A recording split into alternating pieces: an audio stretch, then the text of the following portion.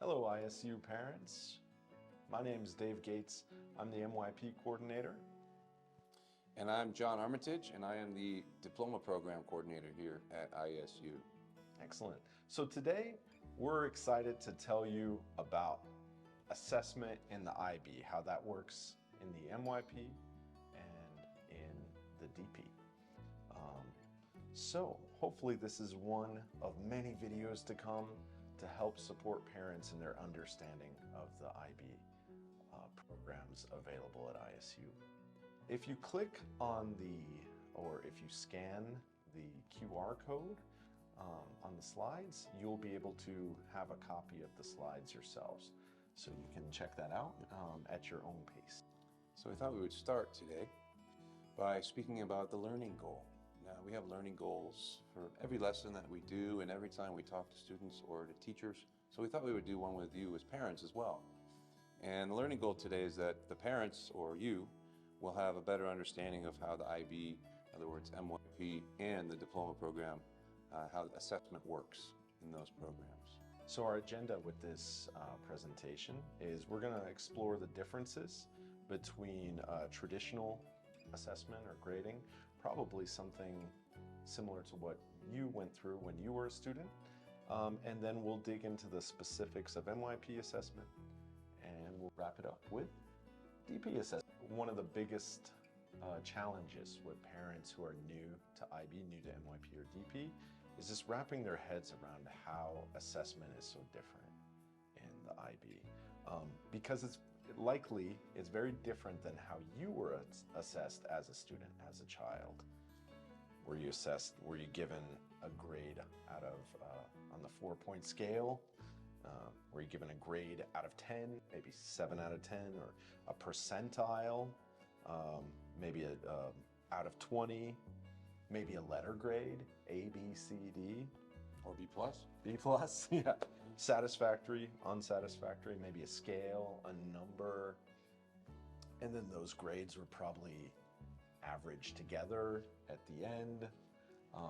I know me, I always like to tell this story. I always say, like, with a lot of traditional grading in the United States, where I'm from, a student might get a 50% on one assignment or assessment. And then they worked really hard, they studied really hard, and then at the end they showed a lot of growth and they got it down. And then on the next or the last assessment, they get 100%. But then those grades are averaged together. So their final grade would be 75%, which might be a C, maybe even a C minus.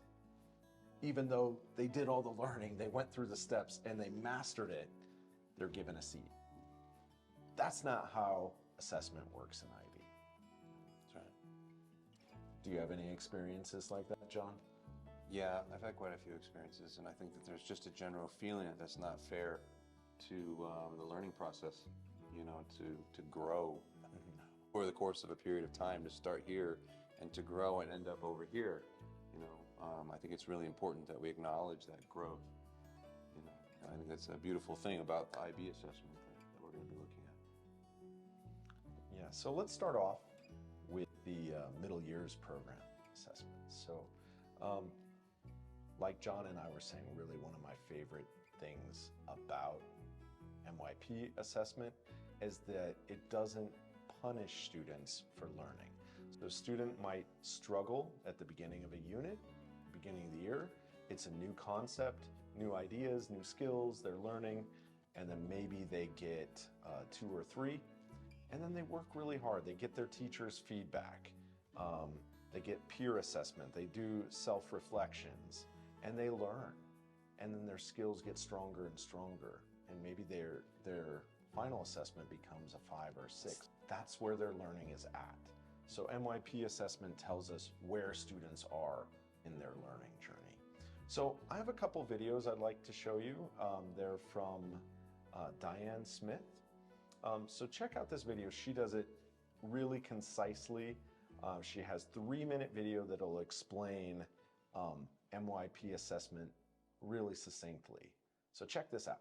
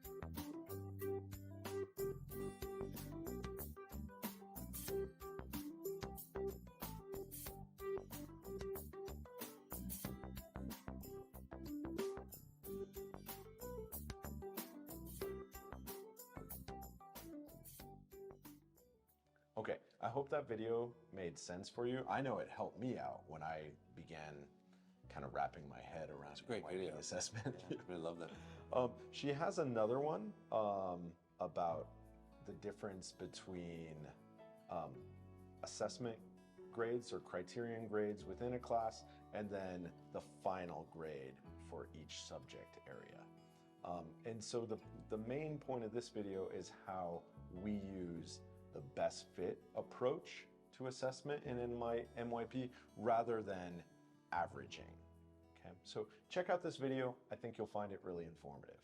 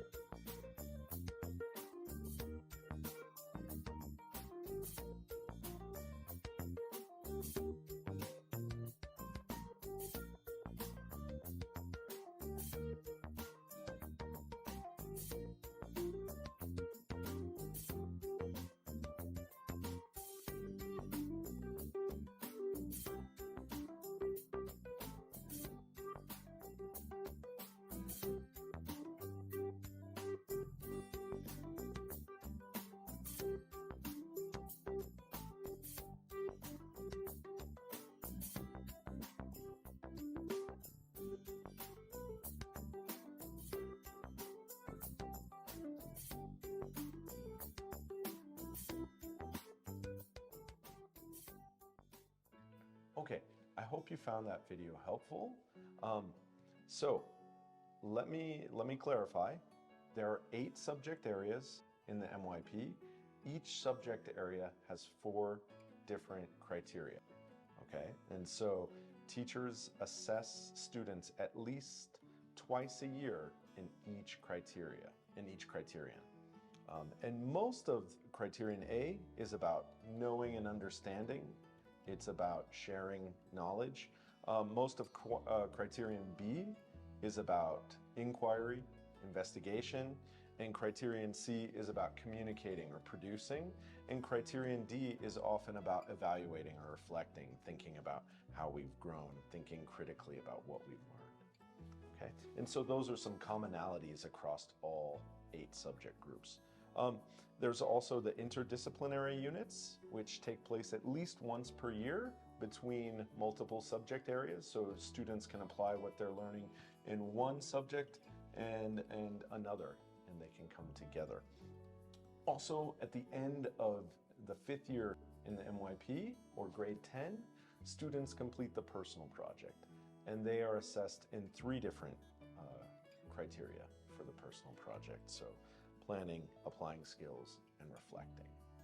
So the big takeaways to sum up: MYP grades are criterion reference, they're not norm reference. So students are individually compared to those achievement levels. They are not compared to other students or norms.